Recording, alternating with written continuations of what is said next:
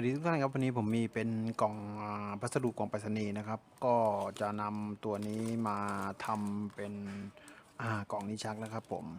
ยังไงก็ติดตามชมกันนะครับจากกล่องไปรษณีย์พัสดุเหลือใช้ครับดีกว่าทิ้งไปนะครับก็คือเลือกเนื้อเกล็ดกระดาษนิดหนึ่งครับโอเคครับติดตาม